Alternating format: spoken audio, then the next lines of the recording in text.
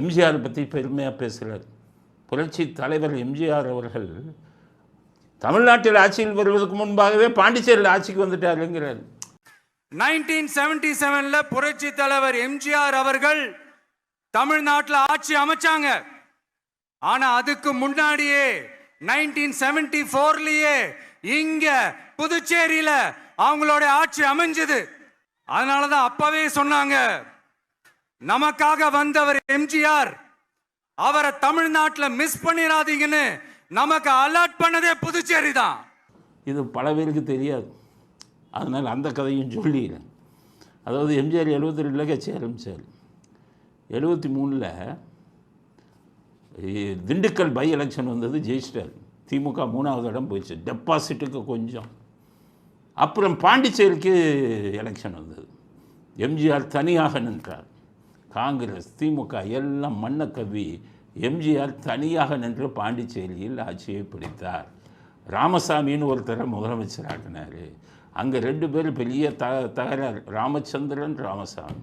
இவங்க 2 பேர் பெரிய ஆளுங்க, திமுகவில் இருந்தாங்க. அவங்க எம்ஜிஆர் வந்தோடனே சேர்ந்துட்டாங்க.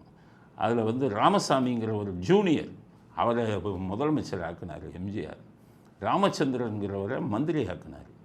ஆட்சி அருமையாக நடந்தது, மிக அருமையாக இருந்தது.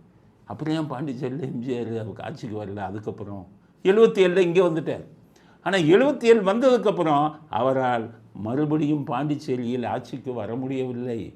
ஏன் அப்படின்னு கேட்டிங்கன்னா, நல்லதை செஞ்சோம் பொல்லாப்பு கட்டினாங்க. எப்படின்னா, எம்ஜிஆருக்கு ஆரம்பத்துலேருந்து மது பிடிக்காது. அவர்கிட்ட உள்ள ஒரு மிகப்பெரிய கெட்ட வழக்கம் என்னென்னா, அவர் மது குடிக்க மாட்டார், ஆனால் மற்றவனையும் குடிக்கக்கூடாதுன்னு நினைப்பார். அது ஒரு இந்த கால சூழ்நிலைக்கு ஒத்து வராத விஷயம். அன்றைக்கி அதுதான் பிரச்சனையாச்சு.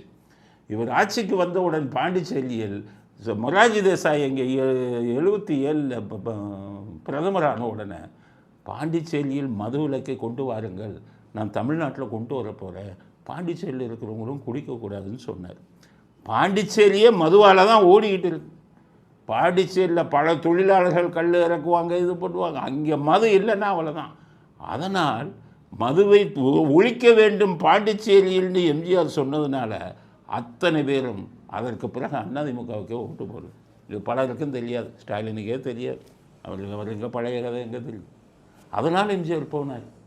விஜய்க்கும் சொல்கிறேன், எம்ஜிஆர் அதுக்கப்புறம் தோற்றதுக்கு காரணம் மதுவை இங்கே ஒழிக்க வேண்டும் என்று நினைத்தார்.